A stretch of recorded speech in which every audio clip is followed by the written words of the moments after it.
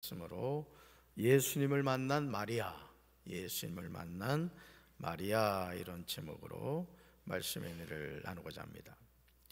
나란 존재가 이 세상에서 사라진다고 해도요, 세상은 아무 문제 없이 돌아갑니다.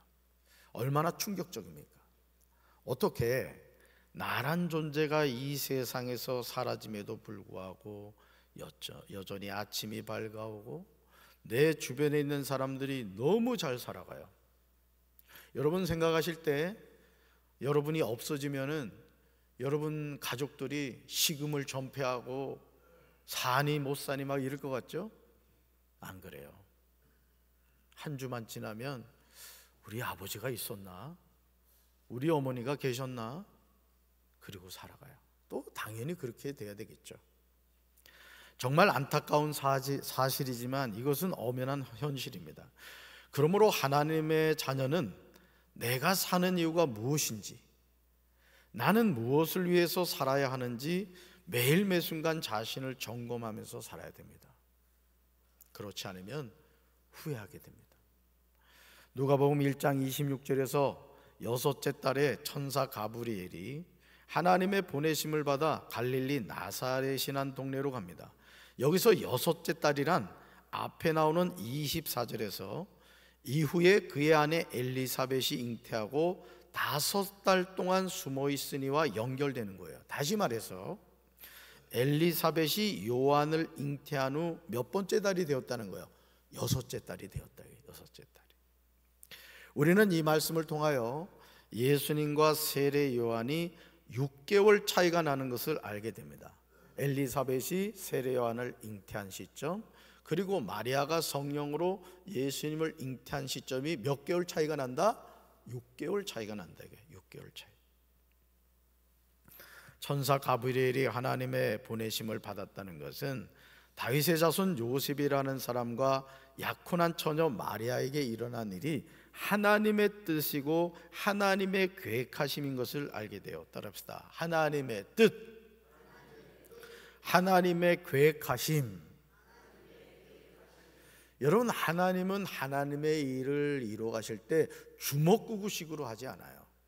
여러분이 오늘 고난주간 특별 새벽기도 이 첫째 날 하나님 앞에 나와 이렇게 예배를 드리는 것도 하나님의 뜻이고 하나님의 계획하심이란 말이에요. 할렐루야. 우연히 일어난 일이 아니라는 거예요. 천사 가브리엘이 갈릴리 나사렛이란 동네로 갔을 때 마리아 외에도 그 동네에 수많은 처녀가 있었을 거예요. 그래 안 그래요? 당연히 그러겠죠. 그럼에도 하나님은 천사 가브리엘을 갈릴리 나사렛이라는 동네에 다윗의 자손 요셉이라는 사람과 약혼한 처녀 마리아에게 보내셨습니다. 마리아는 하나님이 특별히 택한 사람이었다는 거예요. 사랑하는 성도 여러분, 이 세상에는 수많은 사람이 있습니다. 어떤 사람은 하나님을 믿는 사람이 있고요, 어떤 사람은 하나님을 믿지 않는 사람이 있습니다. 어떤 사람은 하나님이 믿어지는 사람이 있고, 어떤 사람은 아무리 하나님을 믿으려고 해도 믿어지지 않는 사람이 있어요. 여러분 어디에 속한 사람입니까? 저는 우리 사랑하는 성도 여러분들이 하나님이 믿어지는 성도가 되길 바라요. 하나님 그분이 느껴지는 분이 되길 바랍니다. 나와 함께 하시는 임마누엘의 하나님께 감사와 영광을 돌리는 우리 성도들 되기를 주님의 이름으로 축원합니다. 우리는 하나님의 택하심을 받고 싶습니다. 그러나 하나님의 택하심을 받는다는 것은 좋은 일만은 아니에요. 이걸 아셔야 돼요. 하나님의 택하심을 받는다는 것을 우리는 아주 좋게 생각을 하죠. 그죠? 영적으로 보면 그렇습니다. 그러나 육신적으로 봤을 때는 하나님의 택함을 받는다는 것은 요즘 표현으로 말하면 폭망할 수 있다는 걸 아셔야 돼요. 이 세상에서. 누가복음 1장 26절 이하에 나오는 마리아의 삶을 주목해 보시기 바라요. 같이 읽어볼까요? 하나님의 택하심을 받는 것은 목숨이 달린 겁니다. 네. 겁나죠? 갑자기 목을 걸어야 돼요. 하나님의 택하심을 받는 것. 누가복음 1장 27절에서 누가복음을 기록한 의사 누가는 그 처녀의 이름은 마리아라고 하면서 상세하게 소개를 해요. 같이 읽습니다. 다윗의 자손 요셉이라고 하는 사람과 약혼한 처녀, 이렇게 봐요. 이게 중요해요. 약혼한 처녀였다. 우리는 누가가 소개하는 마리아가 어떤 사람인가를 알게 됩니다. 먼저 다윗의 자손 요셉과 뭐 했다? 약혼했다 이거예요. 약혼했다. 다음으로 처녀라는 거예요. 약혼했고 처녀였다. 근데 마리아에게 절대로 일어나서는 안 되는 일이 일어났어요. 그것도 누구 계획이라고요? 하나님의 계획이라는 거예요. 여러분들이 앞으로 성경 읽을 때 성경을 잘 읽는 방법을 한 가지 알려드리면은, 그 성경에 나오는 주인공이 나라고 한 번은 꼭 생각해 보란 말이에요. 내가 마리아다. 이런 관점으로 오늘 이 말씀을 대하면은 이전과 읽었던 느낌과 전혀 다른 느낌을 여러분이 경험하게 되실 거예요. 누가복음 1장 28절에서 천사 가브리엘이 마리아에게 들어가서 인사를 해요. 읽어볼까요? 그에게 들어가 이르되 은혜를 받은 자여 평안할지어다 주께서 너와 함께 하시도다 하니. 아멘. 아주 너무 좋은 내용들이에요. 그렇죠? 은혜를 받은 자여 평안할지어다 주께서 너와 함께 하시도다. 처녀 마리아에게 들어간 천사 가브리엘이 하는 말이 무엇입니까? 은혜를 받은 자라는 거예요. 여러분들은 다 하나님의 은혜 받은 자인 줄로 믿습니다. 오늘 이 새벽에 비를 뚫고 왔단 말이에요. 비를 뚫고. 어떤 사람들은 아침에 일어나 보니까 비가 왔어. 내 마음에도 비가 왔어. 에이 더 자자. 이래서 주무시는 분들이 지금 계시다고. 그런데도 여러분은 하나님 앞에 나왔단 말이에요. 은혜를 받은 분들이. 그러면서 뭐라고 말하죠? 따라합시다. 평안할지어다. 평안할지어다. 평안하시길 바래요. 왜냐하면 이게 중요해요. 가르치려 봅시다. 주께서 너와 함께 하신다. 우리가 평안할 수 있는 이유는 누가 함께 하시니까? 주님이 함께 하시니까. 아멘이십니까? 얼마나 감동적입니까? 마리아는 가브리엘이 하는 말을 듣고 몹시 놀라 도대체 그 인사한 말이 무슨 뜻일까 하고 궁금히 여겼습니다. 이어지는 천사 가브리엘의 말도 너무 좋아 보여. 같이 읽습니다. 천사가 이르되 마리아여 무서워하지 말라 내가 하나님께 은혜를 입었느니라. 아멘. 우리는 천사 가브리엘이 마리아에게 하는 말에서 복선이 있음을 알게 돼요. 마리아여 무서워하지 말라는 것은 어떤 일이 있다는 거예요. 무서워할 일이 있다는 뜻이에요. 이어서 천사 가브리엘은 마리아에게 내가 하나님께 뭘 입었다고요? 은혜를 입었다는 거예요. 하나님께 은혜를 입는다는 것은 얼마나 좋은 일입니까? 그러나 천사 가브리엘이 처녀인 마리아에게 하는 말은 하나님의 은혜일 수가 없다는 거예요. 이게 문제인 거예요. 분명히 천사 가브리엘이 마리아에게 마리아여 너에게는 하나님의 은혜가 있다 이렇게 얘기했지만 인간적으로 볼 땐 그렇지 않다는 거예요. 인간적인 관점에서 봤을 때 이건 마리아에게 돌에 맞아서 죽으라는 뜻입니다.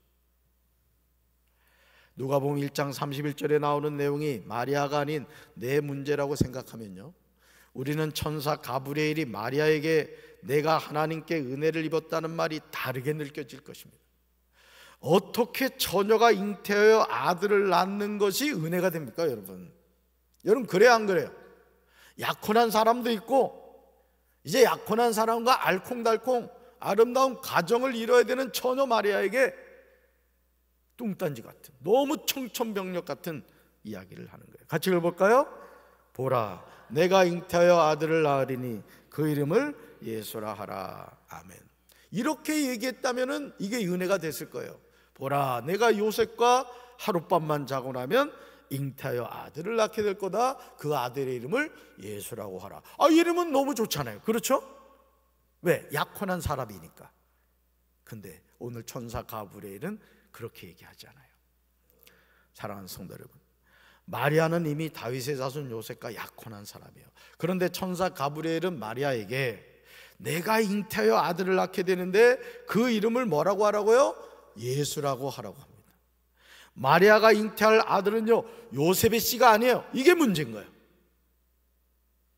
누가복음 1장 32절과 33절에서 천사 가브리엘은 예수님에 관하여 이렇게 소개하고 있어요. 말씀 같이 읽습니다. 그는 위대하게 되고 더없이 높으신 분의 아들이라고 불릴 것이다. 주 하나님께서 그에게 우리 조상 다윗의 왕위를 주실 것이다. 그는 영원히 야곱의 집을 다스리고 그의 나라는 무궁할 것이다. 아멘. 우리는 처녀인 마리아에게서 앞으로 태어나실 예수님이 어떤 분인가를 알게 되죠. 예수님은 위대하게 됩니다. 예수님은 더없이 높으신 하나님의 아들이라 불립니다. 주 하나님이 예수님에게 그의 조상 다윗의 왕위를 주십니다. 예수님은 영원히 야곱의 집을 다스리십니다. 우리 예수님의 나라는 무궁합니다. 천사 가브리엘의 말을 들은 마리아는 현실적인 문제를 천사에게 이야기해요. 말씀 같이 읽습니다. 나는 남자를 알지 못하는 처녀인데 어떻게 이런 일이 있을 수 있습니까? 아멘. 여러분, 그래요 안 그래요? 처녀가 남자를 알지 못하는데 애를 낳을 수 있어요 없어요? 없단 말이에요. 너무 당연한 말이 아닙니까? 처녀가 어떻게 남자를 모르는데 임신하게 됩니까? 마리아의 질문을 듣고 천사 가브리엘은 지체하지 않고 35절에서 대답해요. 같이 읽습니다. 천사가 대답하여 이르되 성령이 내게 임하시고 지극히 높으신 이의 능력이 너를 덮으시리니 이러므로 나실 바 거룩한 이는 하나님의 아들이라 일컬어지리라. 아멘. 사랑하는 성도 여러분, 마리아는 처녀입니다. 그런데 어떻게 잉태하여 아들을 낳습니까? 이 불가능한 일에 관하여 천사 가브리엘은 분명히 대답을 해요. 같이 읽어볼까요?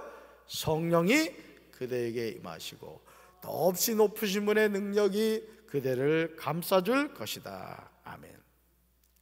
우리는 천사 가브리엘이 하는 말을 통하여 한 가지 중요한 사실을 깨닫게 되죠. 만약 처녀 마리아가 인간을 통하여 임신하였다면 그 이름을 예수라고 하는 아들은 죄인이 됩니다. 왜냐하면 사람은 누구나 뭐가 있기 때문이에요? 원죄가 있기 때문에. 원죄. 그러나 처녀인 마리아가 잉태하게 될 아기는 뭐로 인하여 비롯되었다고요? 읽어봅시다. 성령으로 인하여. 한 번 더요. 성령으로 인하여. 한 번 더요. 성령으로 인하여. 아멘. 뭐에서부터 자유로운 거예요? 원죄로부터. 이 세상에서 성령으로 잉태가 되신 분은 예수님밖에 없는 거예요. 여러분, 세례 요한도 죄인인 거 아시죠? 세례 요한도 죄인입니다. 누구의 씨예요? 사가랴의 씨란 말이에요. 사가랴는 죄인이란 말이에요. 그런데 우리 예수님은 어떻게 잉태가 됐다고요? 성령으로. 너무너무 중요한 거예요. 왜 부처님이 구원자가 될 수 없느냐? 부처님의 부모님의 씨를 통해 잉태가 됐기 때문에. 아멘이십니까? 이것만 깨달으면 평생 우리는 누구만 붙잡아야 돼요? 예수. 따라합시다. 예수. 예수. 그러므로 아기 예수님은 죄가 전혀 없으십니다. 천사 가브리엘은 처녀가 어떻게 아기를 잉태할 수 있는가에 관한 의문점을 36절에서 명확하게 풀어줍니다. 같이 읽습니다. 보아라, 내 친척 엘리사벳도 그렇게 많은 나이에 아이를 가졌다. 아이를 갖지 못하는 여자라 불렸는데 임신한 지가 벌써 6째 딸이 됐다. 아멘. 세례요한과 예수님이 몇 개월 차이 난다고요? 6개월 차이 난다. 6개월. 누가복음을 기록한 저자는 의사 누가입니다. 그러므로 마리아의 친족 엘리사벳이 늙어서 아들을 임신할 수 없는 여자임을 알았어요. 그러나 임신을 한 지가 벌써 몇째 딸이 되었다? 6째 딸이 되었다. 아이를 갖지 못하는 여자가 임신하게 하신 하나님이 처녀인 마리아가 임신하게 하는 일이 불가능한 일이겠습니까? 오늘 저는요, 하나님의 말씀이 믿어지는 우리 성도들 되길 바랍니다. 신앙생활하면서 제일 불행한 사람이 누구냐? 예를 들어 저 같은 목사가 하나님의 말씀이 믿어지지 않으면 저는 희대의 사기꾼이 되는 거예요.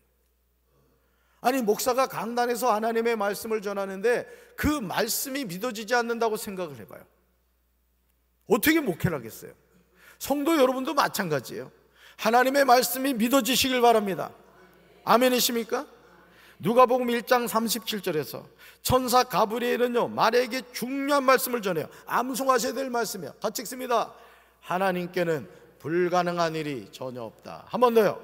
하나님께는 불가능한 일이 전혀 없다. 아멘. 사랑하는 성도 여러분, 이제 믿음으로 외치시기 바라요. 따라합시다. 오른손 한번 들어봅시다. 주먹 불끈 쥐고, 하나님께는 불가능한 일이 전혀 없다. 하나님께는 불가능한 일이 전혀 없다. 우리 청소년교회 아멘. 야, 우리 4명이 나왔어. 반석이와 그 무리들. 할렐루야. 하나님께는 불가능한 일이 전혀 없다. 오늘 우리가 이 믿음을 갖고요, 자꾸 선포하실 때 따라합시다. 나는 된다.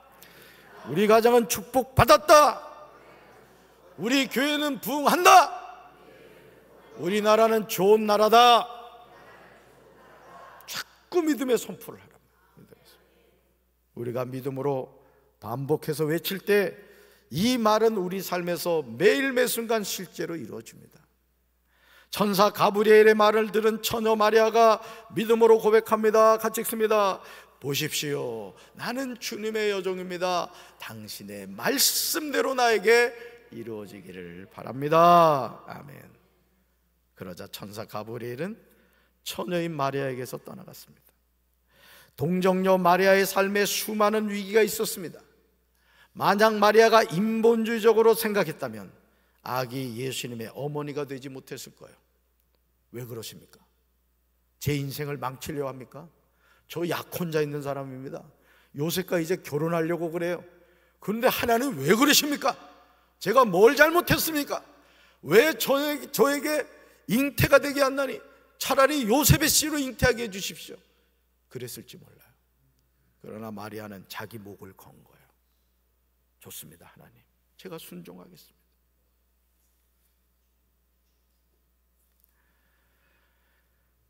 아기 예수님의 어머니가 될 수 없었겠죠. 그러나 그녀는요, 말씀대로 그녀에게 이루어지길 원했어요.